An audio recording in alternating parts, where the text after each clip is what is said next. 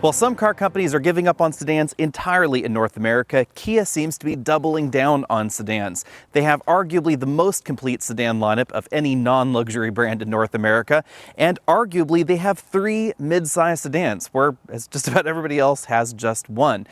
You could also toss the K900 in there if you didn't think it was full size enough for you, giving 4 mid-size sedans. Whether you want front-wheel drive, all-wheel drive, turbocharged 4-cylinder engines, turbocharged 6-cylinder engines, or naturally aspirated 6-cylinder engines, front-wheel drive, rear-wheel drive, or all-wheel drive, there's a Kia sedan for you. Today we're taking a look at the least expensive performance sedan in Kia's lineup, the K5 GT. This is the model that competes very directly with the Camry V6, especially the Camry TRD V6, and of course the Accord 2.0T. If you didn't know it already, the K5 GT is the kissing cousin to the Sonata N-Line that I recently reviewed.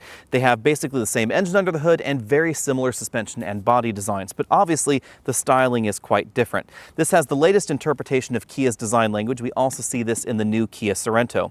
There are 2 different LED headlights available depending on which version of the K5 GT you get. If you get the base model, we get reflector headlights. Optionally, we have these multi-module projector headlights. At the bottom of the bumper, we have these interesting split LED fog lights. Be sure and let me know what you think about the design down there in the comment section. I have to say that I think the Mazda 6 is probably the best looking entry in this segment at the moment. Although this design and the one on the Sonata N-Line have grown on me, I think that this is a little bit less attractive than what we see in the Accord 2.0T. It definitely is aggressive, however, so if you're looking for more of an aggressive look, but something that isn't quite as funky as what we find in the Camry, I think this is a good middle ground. Now let's look at how the K5 stacks up against the competition. Most mid-size sedans in America are clustered very tightly. Only about 3 inches separates the biggest entry from the smallest entry at the moment. And 3 inches is all that separates this from the Kia Stinger. Stinger is about 3 inches shorter than this, and the Cadenza is only about 3 inches longer. And the interior legroom is pretty similar, arguably, between the 3 vehicles. The Stinger has less legroom because it is a rear-wheel drive vehicle, so it has a much longer hood up front, but we do have a larger cargo area in the back. The Cadenza is a little bit longer than the K5, but it doesn't really have that much more interior room. Between these 3 sedans, the K5 is the most affordable. It's also the newest, so it's going to give you the freshest tech on the inside. The Stinger is the only rear-wheel drive entry in this segment, period. It's also the only liftback, so if you want more cargo room and you want rear-wheel drive dynamics, all-wheel drive is available, or you want a twin-turbo V6 under the hood, that's where the Stinger is going to come in. The Cadenza is for someone that is looking for the softer side of things, perhaps a Lexus customer or a Buick customer that doesn't want to spend that much money. We have a naturally aspirated V6 under the hood and more interior refinement than we find in the K5. In contrast to the polarizing design up front, I think the rear-end design of the K5 is one of the most attractive in this segment.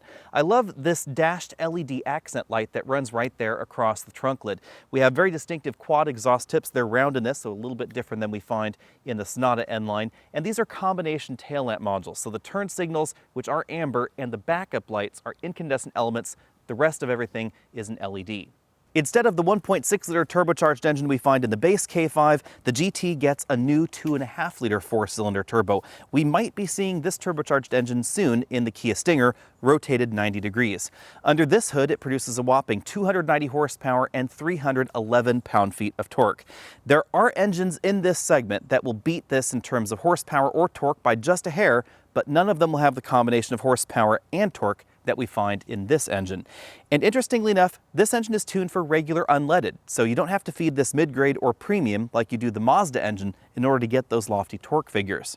Also quite different than the competition, this engine is mated to a brand new 8-speed wet dual-clutch transmission. In terms of technology, this DCT is very similar to what we see in a lot of modern Audis. It's considerably smoother than the 7-speed DCT that we've seen in other Hyundai and Kia vehicles before.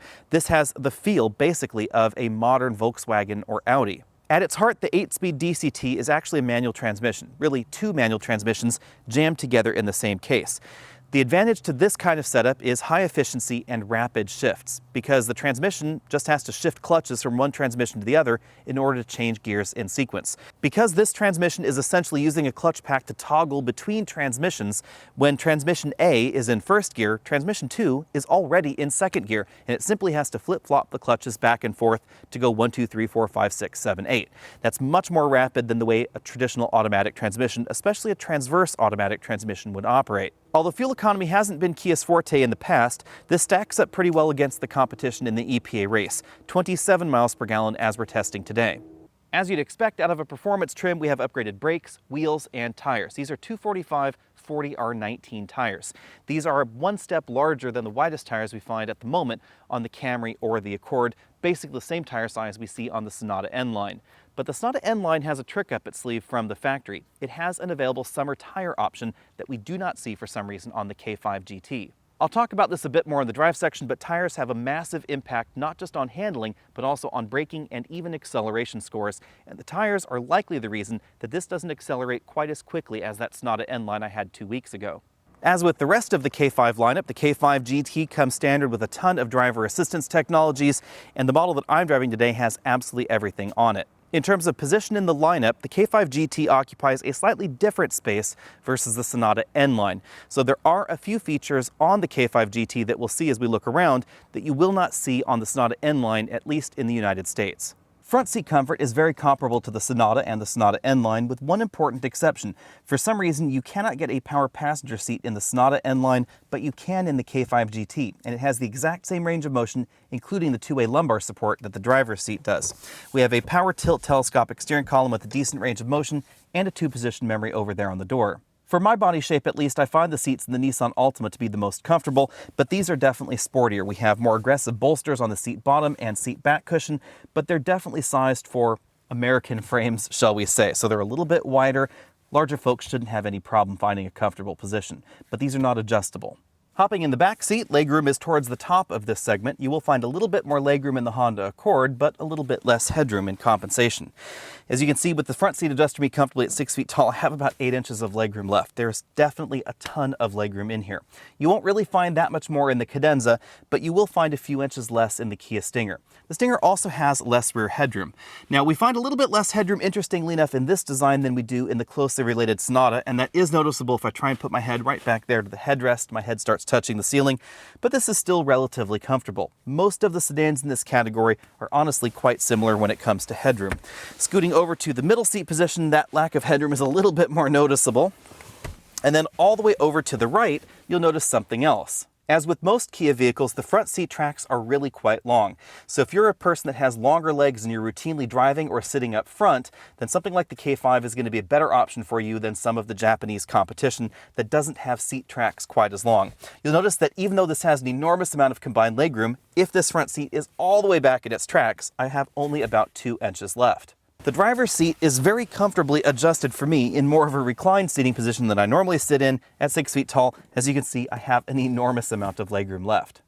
Behind the trunk lid, we find 16 cubic feet of storage space. This is one of the larger trunks in this segment, a little bit ahead of the Camry, but it is significantly smaller than the cargo area that we find in the Stinger, because the Stinger is a liftback and a bit more of its body is devoted to the cargo area that really accentuates the sleek profile that we find in that vehicle. The K5, on the other hand, makes do with a very traditional trunk arrangement. You'll find the releases for the rear seats right back here in the rear, and there's a temporary spare tire under the load floor. It appears that a full-size spare tire might fit in this tire well. However, I'm not sure if the 245 with tires that are standard on the GT line will actually fit down there, but you could certainly get something larger than the donut that comes standard. In my exclusive trunk comfort index, I'm going to give this cargo area 7 out of 10 points. We do have reclining rear seat backs, but the opening is not quite as large as I might like, and there is really no handle in order to help you close this trunk lid. So you're really just left to paw on the painted section, which could end up scratching it over time, or grabbing on some of these interior fitments to try and close the trunk lid. But we do have enough room under there for a full-size spare tire if you wanted to try that yourself aftermarket. As we look around the interior, keep in mind that this particular model has the optional GT package that includes features like that power passenger seat and a number of other goodies on the inside. Those projector LED headlights up front are also included in this package. We have a pretty large panoramic moonroof. It extends to just over the rear passenger's laps. The driver and front passenger get height adjustable shoulder belts and two-way adjustable headrests. We have GT embroidered right there on the seat upholstery. Front and rear seats feature red stitching, but just the front seats get the red piping that you see here. The front seats are perforated because in addition to being heated, these front seats are also ventilated in this particular trim. As we move on over to the front doors, we find a reasonable number of soft touch materials there. The lower section of the door is obviously hard plastic like we see in most mid-size sedans, but we have a lot of soft touch plastics at the upper section. Also some red accent stitching as you see there. This K5 has the optional Bose audio system. As we work our way across the dashboard, you'll notice that the trim is a little bit different than the rest of the K5 lineup. We have a soft touch upper section of the dashboard and then a soft touch accent right there lower on the dashboard as well, which is kind of a nice touch. But as you'd expect, the glove compartment door and the plastics lower are hard. This is a bin-style glove compartment and I was barely able to fit a 10-inch iPad inside. Moving over to the center of the dashboard, we find two different infotainment systems depending on the version of the K5 that you're looking at. This has the larger optional 10.25-inch touchscreen LCD infotainment system. As you can see, it supports Apple CarPlay and Android Auto. Less expensive versions of the K5 get an 8-inch color LCD in the dash, but that supports wireless CarPlay and this larger screen does not, at least for the moment. One quick update here. There is a mode in Hyundai and Kia's latest infotainment system that allows you to use Apple CarPlay full screen. You simply go to Settings, Device Connections, Apple CarPlay, and then you can uncheck this Use Split Screen at Apple CarPlay screen, and then it will allow you to use that full screen format. That option didn't appear to be in this software in early pre-production versions, but it is there now. You can also do the same with Android Auto. Continuing down the dashboard, we find two large air vents, the engine start-stop button, the controls for the dual-zone automatic climate control system, a single USB input for the audio system, one USB charge-only port, and then a 12-volt port. This is not a wireless charging mat. It's just a large storage bin right there. We have a pretty traditional console shifter. I prefer this to the button arrangement that we find in the Sonata N-Line. Drive is back there. There's a manual mode over to the left. Push away from the driver for gear up, pull towards the driver for gear down. Two large cup holders here, an electric parking brake, auto brake hold, the controls for the heated and ventilated seats, and then a drive mode toggle. In case you're wondering, there is a Qi wireless charging mat in here. It's between the front seats. Now, if you leave this little divider in there, an iPhone 12 Pro Max won't quite fit in there very well with the case on, but you can pull that cover out and then just sort of lay your phone right there against that wireless charging mat. Between the front seats, we have a padded center console, more of that red stitching going on there, and this opens to reveal a moderately sized storage compartment. There is an additional charge-only USB port inside. On the driver's side, we don't find a full LCD instrument cluster. That's something that I wish the K5 GT got, something that we do see in the Sonata N-Line. On the other hand, if you prefer physical gauges, we have a tachometer on the left and a speedometer on the right. In the middle of everything, we have a small color multifunction LCD. This is very similar to the one that we see in a wide variety of different Kia products. You can see we have torque level, turbo pressure right there. You can also find your turn-by-turn navigation directions, trip computer readout, status of the vehicle's active safety software, etc. The steering wheel is a flat bottom design with the GT logo down there. We have some sport grips up top and paddle shifters on the back. Ups on the right, downs on the left, just where you'd expect it to be. On the right side of the steering wheel, we find the controls for the radar adaptive cruise control system. This steering wheel button enables and disables the active steering assistance system in this vehicle. It's definitely a little bit more aggressive than we find in base model Kias. They're calling this the highway driving assist system.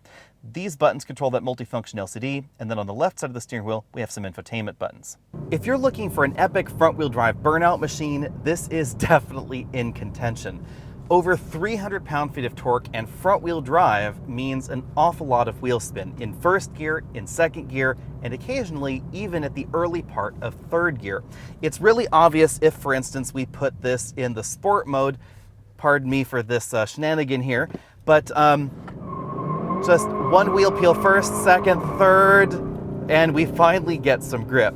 That's the big reason that the 0 to 60 time of this K5 GT is slower than the Sonata N-Line and a little bit more comparable to the Camry V6 and of course the Accord 2.0T.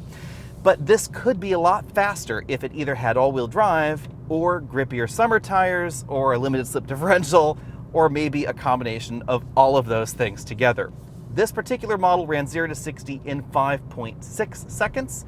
The Sonata N-Line did it in 5.15. That is a particularly quick vehicle, but it's also easy to see why, of course, Hyundai lent me one with summer tires on it. The last Camry V6 and Accord 2.0T that I tested did 0 to 60 in 5.7 seconds, so in the real world, this is going to be pretty close to them on the stock factory tires. But it's worth noting that if you put grippier tires on any of these performance mid-size sedans, they would go 0 to 60 faster. So there is a little bit of wheel slip in the Camry V6, also in the Accord 2.0T, so those could improve their scores a little bit. But the wheel slip we have in this Kia K5 GT is absolutely epic. And you will get that wheel spin on all surfaces, dry surfaces, really grippy surfaces. Even with the summer tires, it's difficult for just the front tires to control this much torque.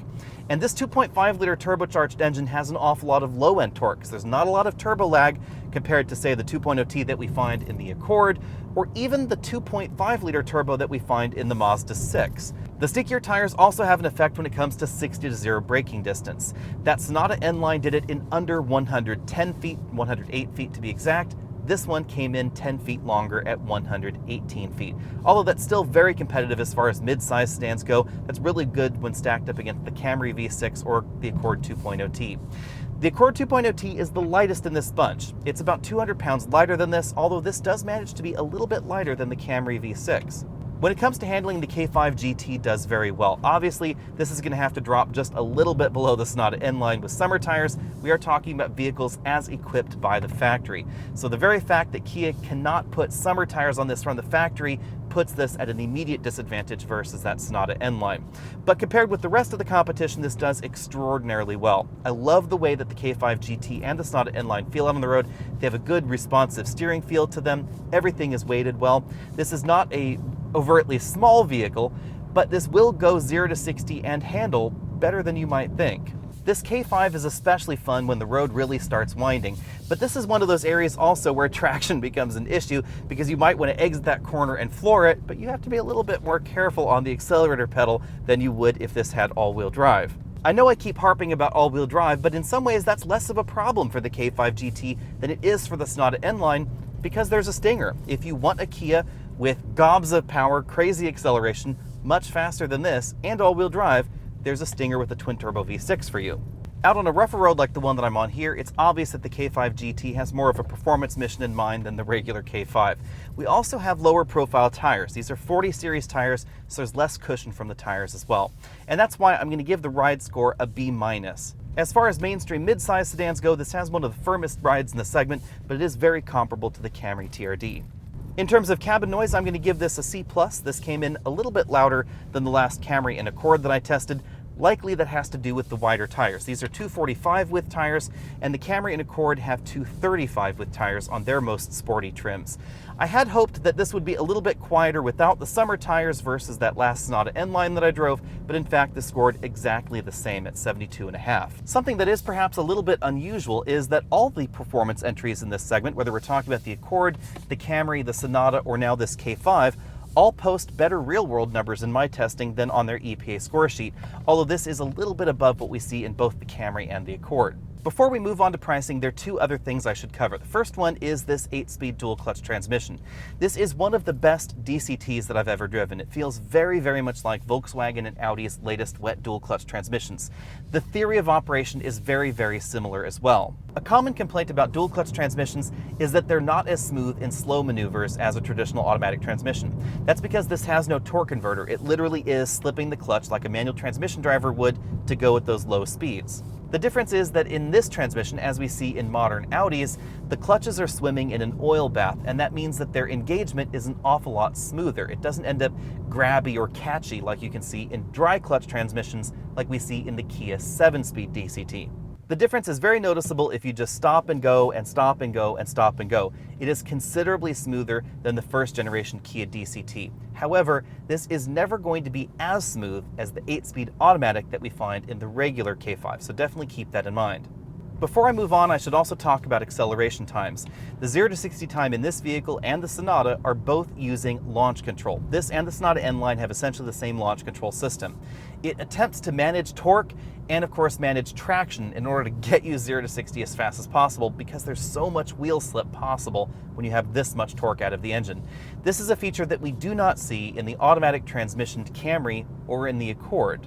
The system works pretty well and it's very easy to use. You just put both feet on the floor it, and the car attempts to get you 0 to 60 as quick as possible. In my testing, the launch control in the K5 GT was not quite as effective as launch control in the Sonata N-Line, mainly because there just isn't as much traction available to this system because we don't have those summer tires. So in the Sonata N-Line, it went 0 to 60 in about 5.5 to 5.6 seconds. If you didn't use launch control, 5.15 was our fastest recorded time twice in a row. If you did use launch control, In this vehicle, it only made about 1/10 of a second difference. 5.5 was the fastest time. I'm going to update that score up top. 5.6 if you did not use launch control. So I should make that clarification here just in case anybody was confused about exactly how these numbers happened. For the Camry and the Accord, there really wasn't much difference if you brake torque the vehicle. That's sort of the poor man's launch control. Foot flat on the brake, foot flat on the accelerator pedal, and then release the brake. Statistically, very little difference on those two tests. If you're looking for a mid-size family sedan that won't break the bank and is absolutely a blast to drive, especially if you love one-wheel burnouts, then you should certainly put the K5 GT on your shopping list. As you'd expect, Kia has priced the K5 very aggressively. It starts at $30,590, which matches the Accord 2.0T for the least expensive sporty entry in this group. That's nearly $3,000 less expensive than the Sonata N-Line, which the K5 is closely related to. However, you are going to get less equipment in that base K5 GT than you'll find in the Sonata. Now, if you want more equipment than you'll find in the Sonata, then you can add the $4,100 option package that our tester had on it. It would be more expensive than the Sonata, but it would also give you more stuff. Those items include projector LED rather than reflector LED headlights, the power passenger seat, ventilated seat, heated steering wheel, fog lights, driver's seat memory, parking sensors, but oddly enough, no heads-up display or LCD instrument cluster and no real leather. Now, not all of those things will be found on the Sonata N-Line, but some of them will be found on the regular Sonata without the N-Line. That's one of the odd things about the way Hyundai and Kia have chosen to package these two vehicles, is that you cannot get all of the top-end premium features in either the K5 GT or the Sonata N-Line. And that is a little bit different than some of the competition. For instance, our first competitor here is the Camry TRD. At $30,185, this is a little bit more expensive, but we also see a few more substantive changes, like the catback exhaust, a few more tweaks here and there to the interior than we see in the K5 GT base model. Now that said, the K5 GT still presents an excellent value proposition, because not only is it going to be faster than the Camry, it's also going to have a few more creature comforts. For instance, in the TRD version of the Camry, you don't get dual zone climate control. On the other hand, the Camry offers a few more premium options that you won't find available at all on the K5. For instance, a heads-up display, 360-degree camera, you can also get a 7-inch LCD instrument cluster, and real leather upholstery if you're interested. But chances are adding those options to your Camry will end up costing you more than a K5 GT. So the value proposition win still goes to the Kia here. One big difference between these two vehicles from the factory is that you can get summer tires on the Camry TRD. And although I haven't been able to test the TRD version of the Camry just yet, I suspect it will actually go 0 to 60 a little bit faster than the last Camry we tested, simply because of the added traction. So I expect it will probably end up around 5.6 seconds, pretty similar to what we saw in the K5 GT. Now the K5 GT, if equipped with summer tires, would go an awful lot faster. It would be much more similar to the Sonata N-Line, which did it in just under 5.2 seconds. But traction is an enormous issue when you have this much power going through the front tires. Speaking of the Sonata N-Line, let's dive into it next. It starts at $33,300, and feature-wise, it straddles the two versions of the K5 GT. So you'll find more bits and bobs in it than we find in the base K5 GT, but not quite as many as we find in the upper-end version of the K5 GT, although you will get real leather in that model and an LCD instrument cluster, two things that you don't find in the K5. The other big thing you don't find in the K5 for, again, some odd reason, are the summer tires. But to be perfectly honest, aside from that, these two vehicles feel very similar out on the road. If you were to blindfold someone for whatever reason and then set them loose on a track, they would be hard-pressed to pick these two vehicles apart. There are some subtle differences to the suspension and tuning, but they are very, very subtle. Now that's not a bad thing at all. That means that both of these vehicles are two of the sharpest mid-size sedans that you can buy. With that out of the way, let's dive into the Honda Accord. It's the least expensive, tying with the K5 here at $30,590 for the Sport trim. But the Sport trim doesn't have quite as many options as you find on the K5. And of course, the warranty is not going to be quite as long either. On the other hand, you are going to be getting a traditional automatic transmission, Honda's excellent 10-speed automatic. It's not as quick shifting as the 8-speed DCT that we see in the K5 or the Sonata, but it is going to be a little bit smoother in those stop-and-go and slow-and-go maneuvers. The other thing you'll notice about the Accord is just the way that the vehicle drives. The 2-liter turbocharged engine, because of its smaller displacement, has a little bit more lag. We don't have quite as much torque either available to the engine, so you will notice that in some of those extended passing maneuvers that the 2-liter turbo in the Accord tends to run out of steam a little bit sooner. But the 10-speed automatic really knows how to make the most of that 2-liter turbocharged engine. I also have to say that I like the restrained styling of the Accord, inside and outside, but I don't find the infotainment system quite as intuitive to use as the one that we see in either the Kia or the Hyundai. I think the trickiest competitor for the K5 comes right inside the Kia dealer. It's the Kia Stinger. At the moment, the base model uses a 2-liter turbo, but the rumor mill says that next year we're going to be getting a 2.5-liter turbo with about 300 horsepower. Basically, the same turbocharged engine that we see in the K5, rotated 90 degrees, mated to an 8-speed traditional automatic transmission, and sending power to the rear wheels or to all 4 wheels if you're interested. Now at the moment, the 2-liter turbo will go 0 to 60 between 6.0 and 6.1 seconds depending on the version that you get, and it's going to be about the same price as the K5, $33,090 starting. But you are going to have to give up a few creature comforts to get the rear-wheel drive layout.